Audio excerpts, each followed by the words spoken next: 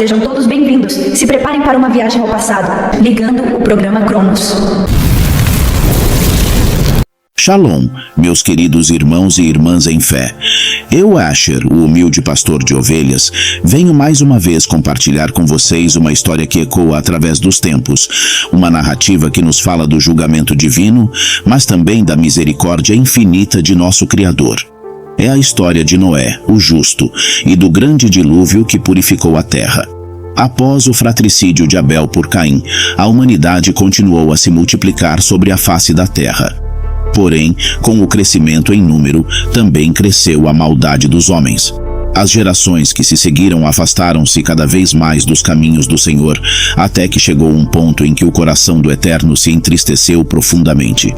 A Escritura nos diz que viu o Senhor que a maldade do homem se havia multiplicado na terra e que toda a imaginação dos pensamentos de seu coração era má continuamente. Imaginem, meus amigos, a dor do Criador ao ver suas criaturas, feitas à sua imagem e semelhança, mergulhadas em tanta corrupção e violência. Os homens se tornaram como animais ferozes, desprovidos de compaixão, buscando apenas satisfazer seus próprios desejos egoístas. A terra se encheu de violência e o clamor dos inocentes chegou aos ouvidos do Altíssimo. Foi neste contexto de profunda degradação moral que o Senhor decidiu que não poderia mais suportar tanta maldade. Ele declarou: "Destruirei o homem que criei de sobre a face da terra, desde o homem até ao animal, até ao réptil e até a ave dos céus, porque me arrependo de os haver feito." Deus estava determinado a limpar a terra da corrupção que se havia espalhado como erva daninha. A humanidade, que ele criara à sua imagem, havia se tornado indigna de sua bênção. Mas em meio a toda essa escuridão, havia uma luz de esperança. A Escritura nos diz que Noé, porém, achou graça aos olhos do Senhor. Noé era um homem justo e íntegro em sua geração e andava com Deus. Ele tinha 3 filhos, Sem, Cam e Jafé. Noé era um oásis de retidão em um mundo afundado no pecado. Sua vida era um testemunho vivo da fidelidade a Deus em meio a uma geração corrompida. O Senhor, em sua infinita sabedoria e misericórdia, decidiu preservar Noé e sua família. Ele revelou a Noé seu plano de trazer um dilúvio sobre a terra para destruir toda a carne em que há fôlego de vida. Mas com Noé, Deus estabeleceu sua aliança. Aquele que andava com Deus não seria levado pelo juízo que viria sobre a humanidade infiel. Deus ordenou a Noé que construísse uma arca de madeira de gofer. Imaginem, meus amigos, a magnitude desta tarefa. A arca deveria ter 300 côvados de comprimento, 50 de largura e 30 de altura. Para que tenham uma ideia, isso é aproximadamente o tamanho de 1,5 campo de cultivo. Noé recebeu instruções detalhadas sobre como construir a arca. Ela deveria ter 3 andares, uma porta lateral e uma janela. O interior deveria ser dividido em compartimentos, e tudo isso deveria ser calafetado por dentro e por fora com betume, para torná-la impermeável. Agora imaginem a cena: Noé, um homem de fé, começando a construir esta enorme embarcação em terra firme, longe de qualquer corpo d'água significativo. Seus vizinhos devem tê-lo considerado louco. Talvez o ridicularizassem e zombassem dele. Alguns provavelmente o acusaram de ser um visionário delirante, um homem que abandonara a razão em prol de um sonho apocalíptico. Mas Noé permaneceu fiel, confiando na palavra do Senhor.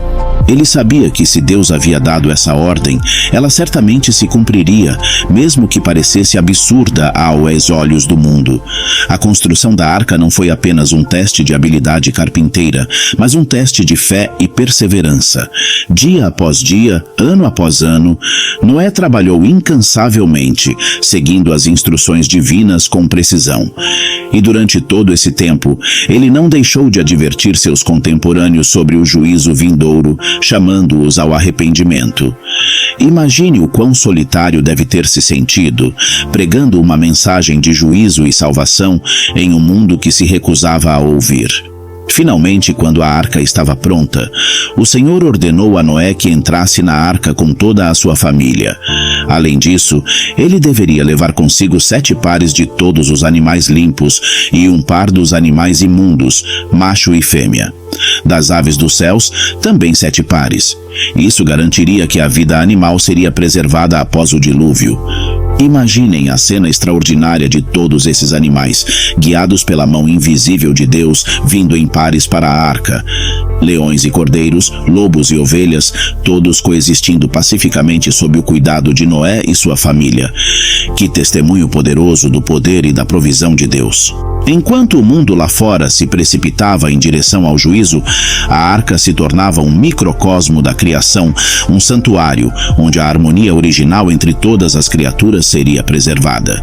Quando todos estavam a bordo, o Senhor fechou a porta por fora. Este ato simbólico simboliza a segurança daqueles que confiam em Deus. Embora o juízo estivesse prestes a cair sobre a terra, Noé e sua família estavam seguros na arca, protegidos pela mão do próprio Deus. Eles eram um remanescente escolhido, destinado a carregar a semente da vida para um mundo renovado. Então, no 60º ano da vida de Noé, no 2º mês, aos 17 dias do mês, naquele mesmo dia romperam-se todas as fontes do grande abismo e as janelas dos céus se abriram.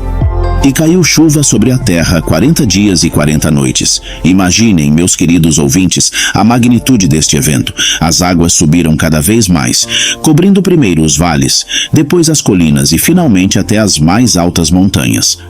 A Escritura nos diz que as águas prevaleceram 15 côvados acima das mais altas montanhas. Enquanto isso, dentro da arca, Noé e sua família, junto com todos os animais, flutuavam em segurança sobre as águas do juízo. Que imagem poderosa da salvação! Assim como a arca manteve Noé e sua família seguros acima das águas do dilúvio, assim também nossa fé em Deus nos mantém seguros acima das águas turbulentas deste mundo. Dentro daquele refúgio flutuante, a vida estava sendo preservada, enquanto lá fora tudo pereceria sob o peso das águas do julgamento. As águas prevaleceram sobre a terra por 150 dias. Durante esse tempo, toda a carne que se movia sobre a terra pereceu. Aves, gado, feras, todo o enxame de répteis que enxameava sobre a terra e todo o homem. Tudo o que tinha fôlego de vida em suas narinas. Tudo o que havia em terra seca morreu. A humanidade corrompida e a criação que havia sido corrompida por ela foram varridas pela torrente do juízo divino. Mas Deus se lembrou de Noé e de todos os animais que estavam com ele na arca. Ele fez passar um vento sobre a terra e as águas começaram a baixar. As fontes do abismo e as janelas do céu se fecharam e a chuva do céu cessou. Pouco a pouco, as águas foram retrocedendo. No 7º mês, aos 17 dias do mês, a arca repousou sobre os montes de Ararat.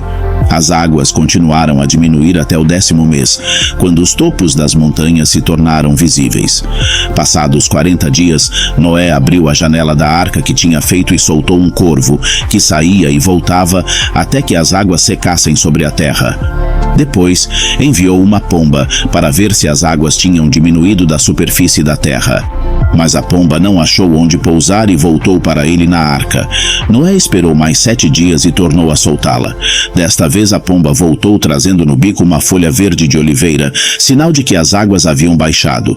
Finalmente, no 1º dia do 1º mês do 61º ano da vida de Noé, as águas secaram de sobre a terra.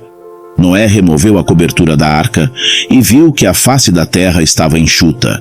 No 27º dia do 2º mês, a terra estava seca.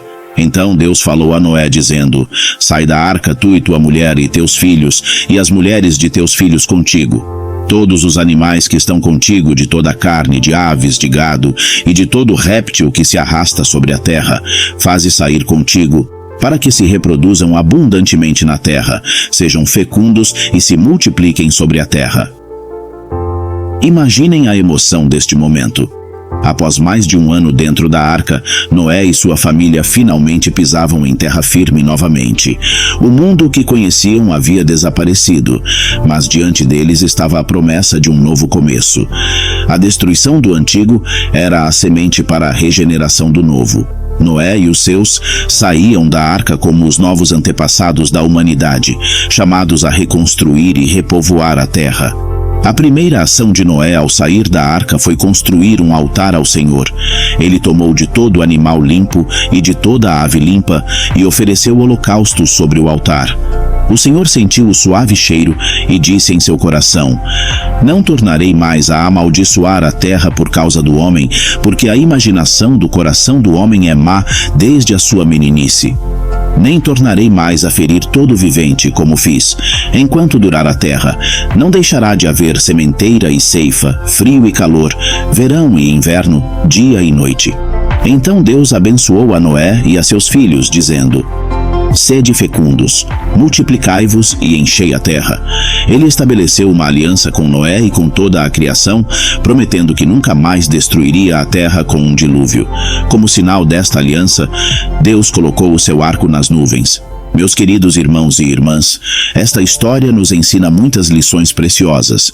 Primeiro, vemos que Deus é justo e não pode tolerar o pecado indefinidamente. O dilúvio nos lembra que há consequências para nossas ações e que o juízo de Deus é real. Ele é um Deus santo que não pode conviver com a maldade, mas também é um Deus de amor que deseja a restauração de sua criação. Segundo, aprendemos sobre a importância da fé e da obediência. Noé creu em Deus mesmo quando tudo ao seu redor parecia contradizer a palavra divina. Ele obedeceu a instruções que pareciam loucura aos olhos do mundo.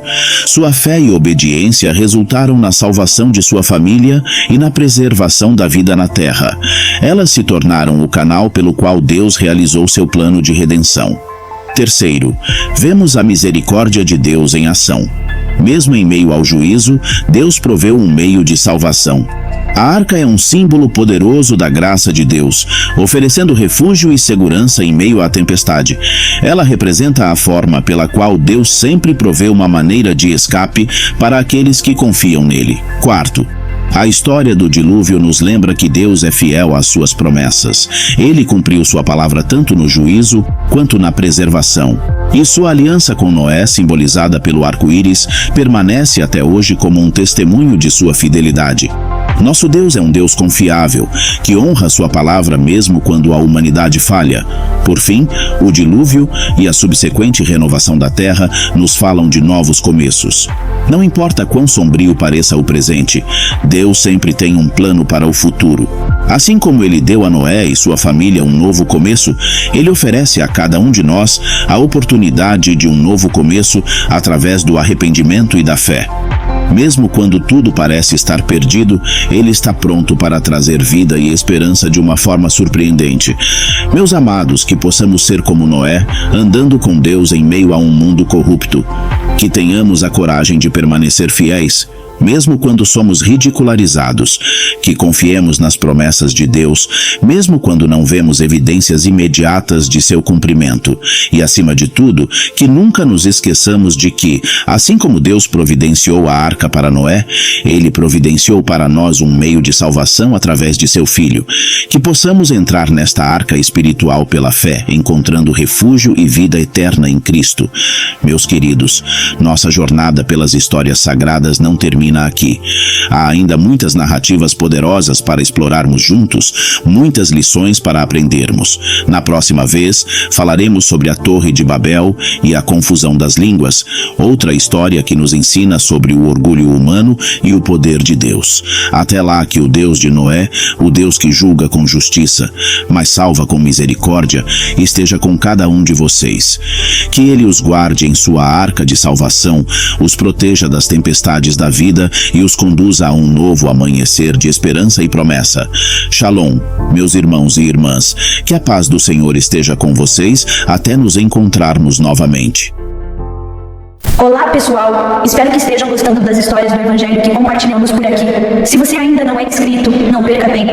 Clique no botão de se inscrever e ative o sininho para não perder nenhuma atualização. Toda semana embarcamos em uma nova viagem para descobrir mais sobre o verdadeiro Evangelho. E se você está gostando do nosso conteúdo, ajude nosso canal a crescer. Compartilhe os vídeos com seus amigos e familiares, deixe seu like e não se esqueça de comentar o que achou. Sua interação é muito importante para nós. Junte-se a nós nessa jornada de fé e aprendizado. Até a próxima!